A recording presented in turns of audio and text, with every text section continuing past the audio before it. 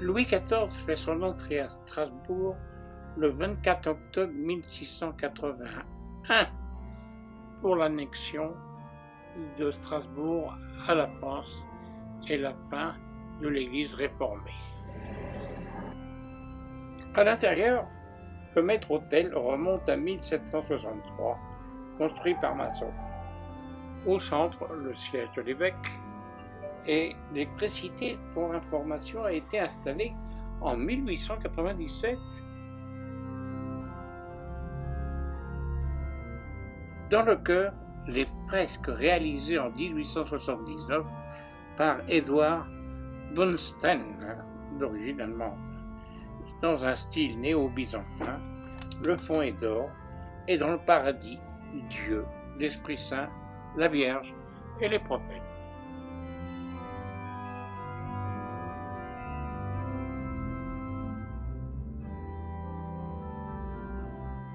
La chair, véritable dentelle de pierre, la balustrade ajournée d'apparence de ses colonnettes fragiles et le pied central.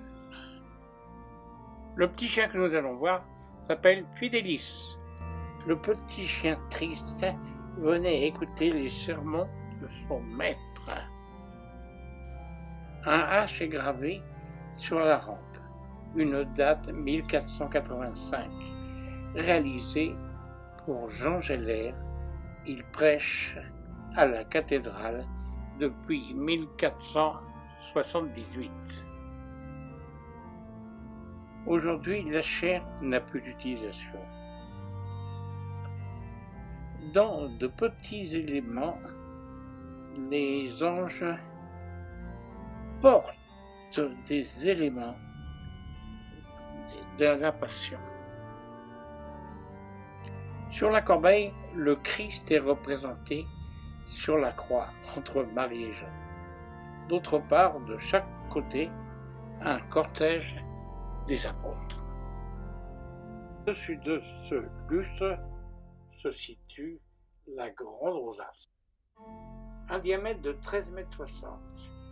Dans les guides touristiques, on retrouvait diverses autres mesures se situant entre 12 et 17 mètres. Dans l'axe, nous découvrirons l'orgue monté en nid d'hirondelle.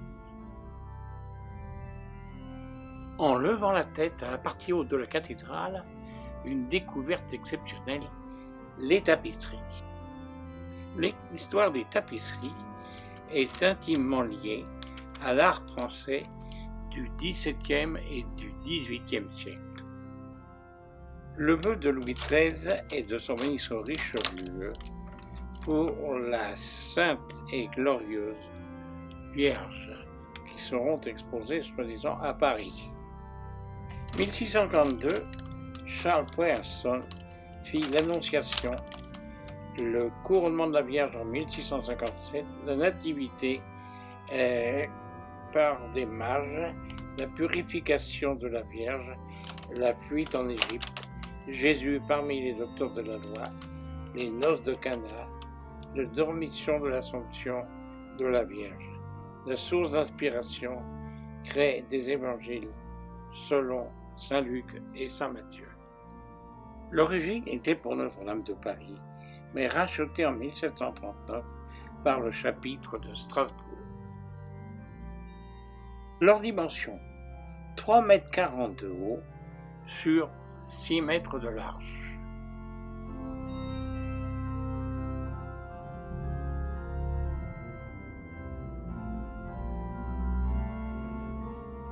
Durant la guerre de 1940, ces tapisseries furent déposées et protégées en Dordogne.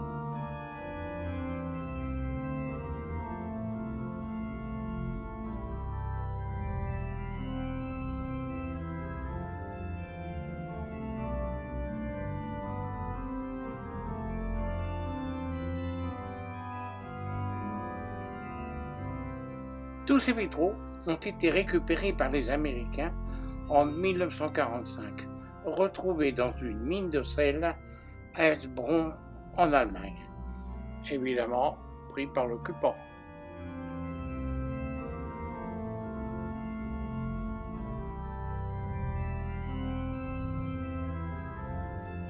L'ensemble des vitraux peut être classé en 3 époques.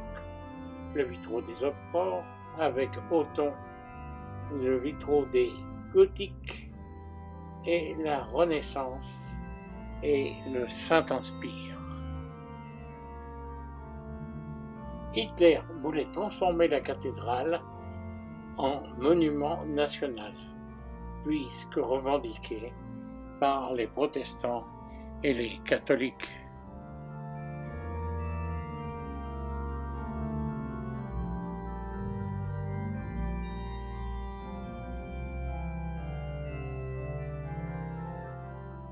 Ce vitrail représente la marche des élus.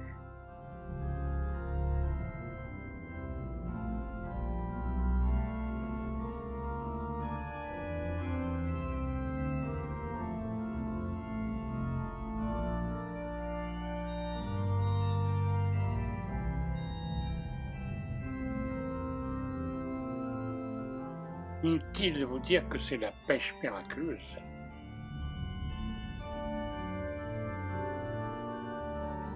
On retrouvera une quantité de rois français. Et à l'époque, on remarquera que comme aujourd'hui, on portait beaucoup la barbe, et nombreux rois ottomans.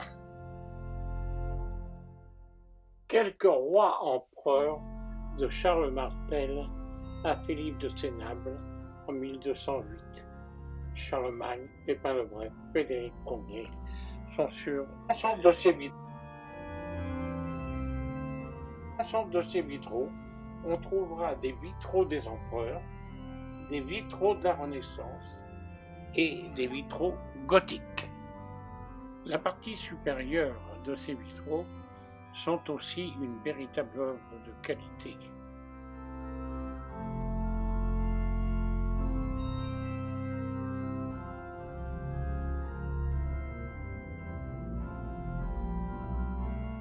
Je crois vous avoir déjà dit que l'ensemble de ces vitraux avait été démonté par l'occupant allemand entre 1940 et 1945 et récupéré dans une cave par l'armée américaine et rendu à la France évidemment.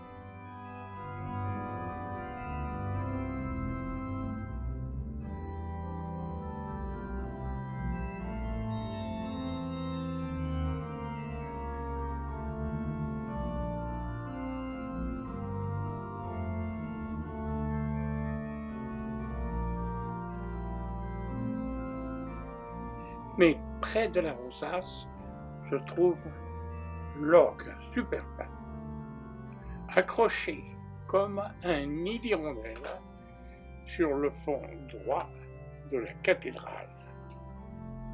À côté de la tribune des orgues se trouvait, de 1607 jusqu'à la seconde moitié du XVIIIe siècle, une tribune pour les musiciens. Les orgues ont été endommagés en 1870 et remis à neuf entre 1873 et 1895.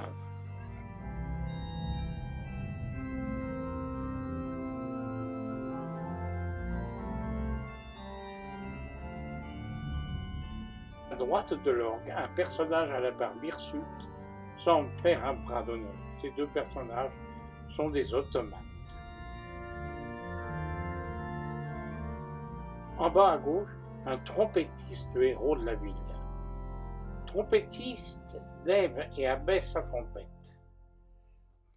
En bas de la statue de Samson, monté sur un lion dont il ouvre la gueule aux deux côtés. Buffet authentique gothique, pendentif de 1380. Un ensemble dans la chapelle de la Vierge.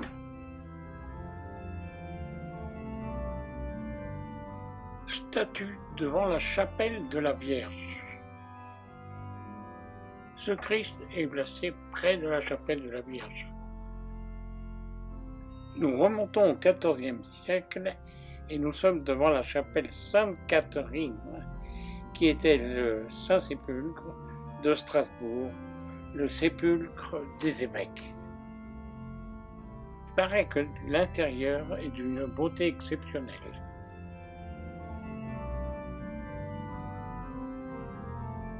Une photo relativement ancienne retrace le dessin, l'apparence de l'horloge de Strasbourg. Mais c'était hier. Et nous voici devant cette pendule astronomique remaniée et nous sommes au fin novembre 2018. Mais un jour, Schwilguet, petit garçon, jura qu'il reconstruirait complètement cette horloge. L'horloge s'était arrêtée en 1788 et Jean-Baptiste Schwilguet l'a remis en état entre 1838 et 1849. Voici Nicolas Copernic. 1838-1842, Jean-Baptiste Schwilguet reconstruit le mécanisme de l'horloge.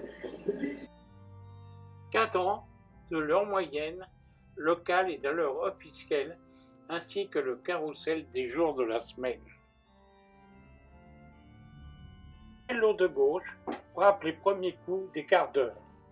L'Angelo qui retourne son sablier à chaque heure.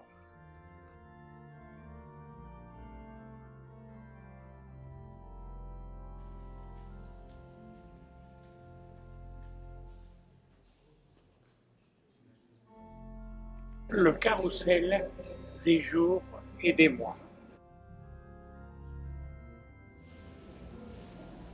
Apollon qui de sa flèche annonce le jour courant.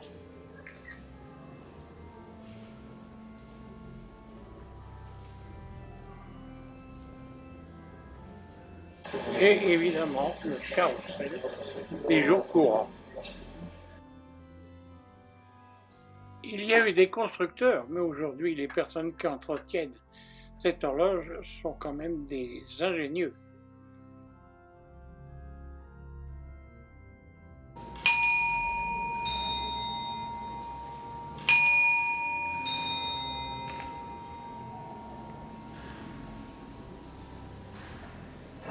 Comme je vous ai dit, il y a eu la construction, puis c'est l'entretien. Nous devons les remercier de nous donner la possibilité de voir ces merveilles. Le cadran du temps apparent. Ici, le cadran du temps apparent, avec plusieurs aiguilles, solaires, lunaires, heure de lever du soleil, heure du coucher du soleil. Et l'expression de ces personnages.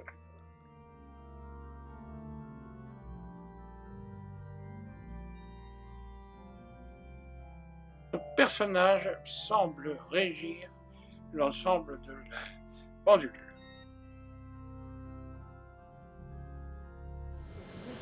Dans la partie inférieure du troisième étage se dresse la mort entre deux timbres, tenant dans la main gauche une faux, dans la main droite un autre, pour lequel on se sert pour frapper les œufs. Le vieillard qui se sert de sa béquille frappe les quatre quarts.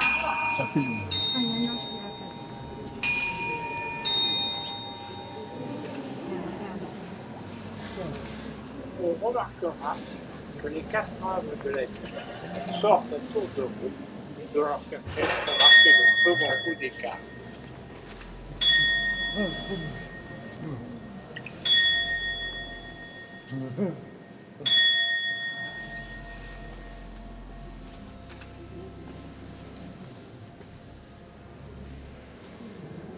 L'enfant tenant un fils à la main ouvre la marche.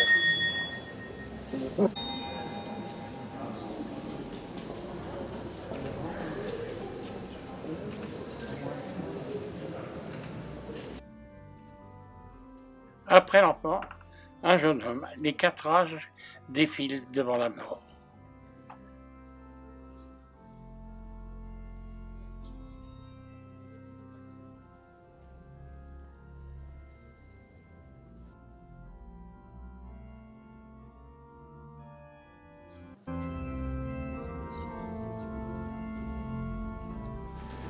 Nous sommes fin novembre 2018. Le spectacle de crèche qui se déroule remonte à 1905. Rendez-vous compte, plus d'un siècle nous regarde. Depuis l'Annonciation, la Visitation, nous voici à la Nativité.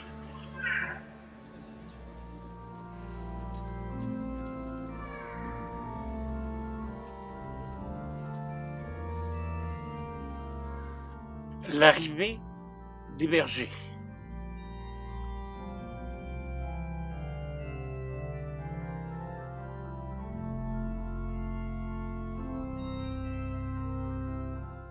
L'arrivée des rois mages avec leurs présents.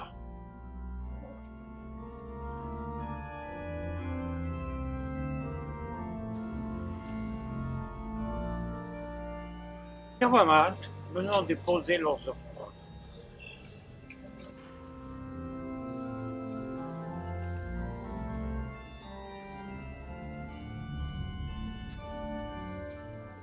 Et pour finir, la présentation au temple. Sont nombreux les visiteurs venant admirer la crèche et aussi l'ensemble de la cathédrale, évidemment. Plus de 2 millions de visiteurs par an, paraît-il. Après 2 jours de visite, cinéma, appareil photo, voici les clichés que nous avons présentés sur l'intérieur de la cathédrale. Et nous vous souhaitons en même temps un bon Noël, une bonne fin d'année. À l'année prochaine.